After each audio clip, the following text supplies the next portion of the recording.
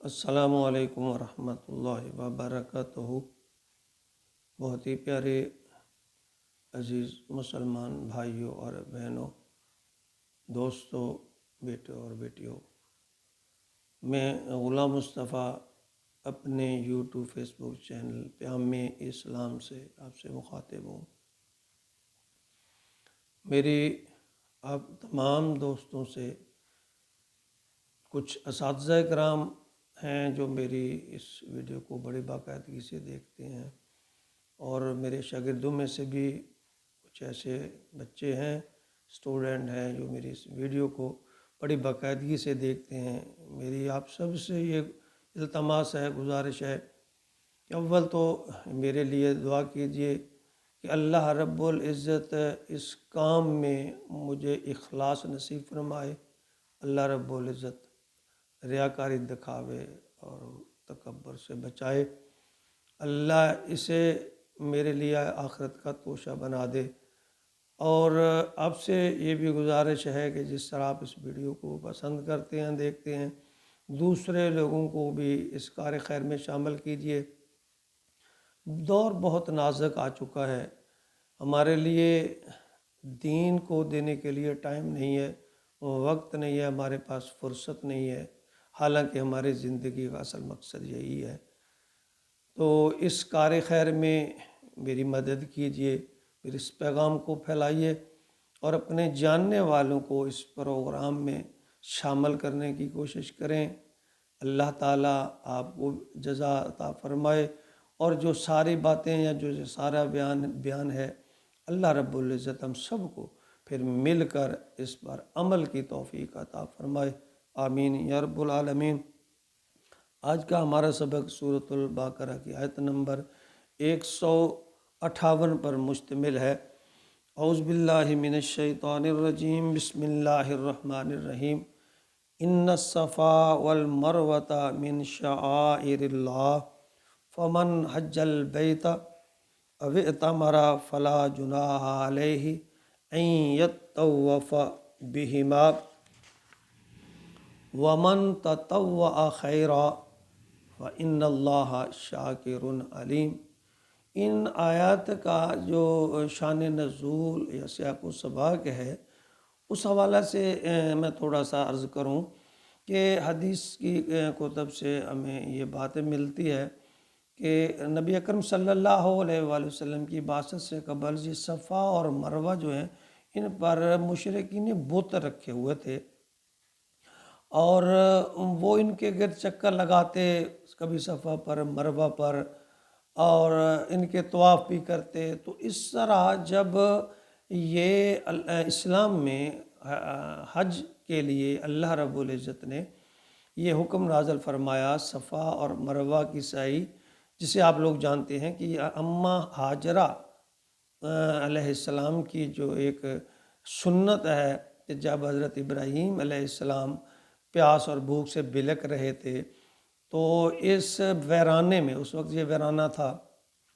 وہ دوڑ کر کبھی صفا پہاڑی پر جاتی، کبھی مروہ پر جاتی کہ بچے کے لیے کچھ خوراک یا پانی کا بندوبست ہو جائے، یعنی پہاڑی پر چڑھ کر دور ادھر ادھر نگاہ دوڑاتی، ماں کی ممتا تھی۔ تو حضرت اسماعیل علیہ السلام صفا پہاڑی کے ساتھ ہی یہاں آب زمزم کا کنواں ہے، یہاں لیٹے ہوئے ایڑیاں رگڑ رہے تھے کہ یہاں سے آب زمزم کا پھر پانی اللہ تعالیٰ نے نکالا۔ تو یہ اصل اس کی ہے۔ تو اللہ نے اس حضرت ہاجرہ کی اس سنت کو جاری رکھنے کے لیے یہ حکم نازل فرمایا، اور اس وقت مسلمان جو ہے وہ اس تذبذب کا شکار تھے کہ چونکہ اس وقت جو روایت تھی اس دور میں، جب نبی کریم صلی اللہ علیہ وسلم کے دور سے پہلے، کہ ان پہاڑیوں پر بت رکھے ہوئے تھے اور کفار ان کے گرد چکر لگاتے تھے،